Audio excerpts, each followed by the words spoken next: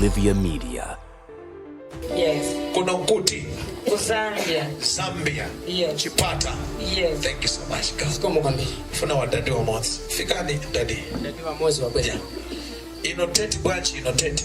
The siku la leo ni 26 July. 26 July. Oh yes. 2025. 2025. Kuna Zambia.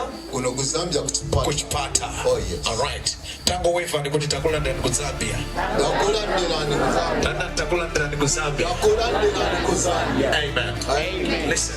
Soon we'll have elections. Mwezi chino abaikana na masango.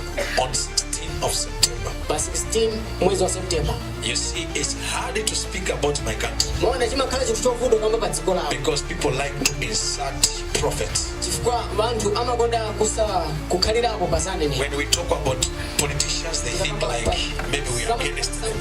Amaoneka ngati atsutsana nawo. But I will say this. Koma zanena ichi. Malawi. Limbani mtima. Anena kale. Malawi jani. Limbani mtima.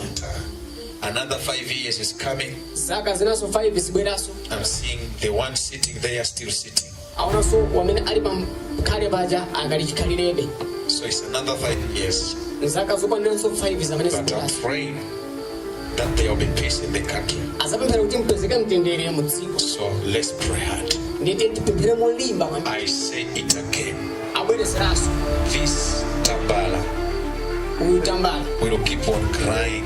Azapitiriza kulira. For another 5 years. Zaka zinaso zikwisiri 5. So I'm praying for you, Malawi. Ndiyakupemphererani Malawi. That God give you strength. Kuti Mulungu akupatseni mphamvu. Amen. Amen. Say Malawi. Nenani Malawi. You are protected. Ndiotetezedwa. Malawi. You are our neighbor. Be protected. Tetezedwa. Thanks for watching Olivia Media. Don't forget to like, share, and subscribe, and we'll see you in the next video.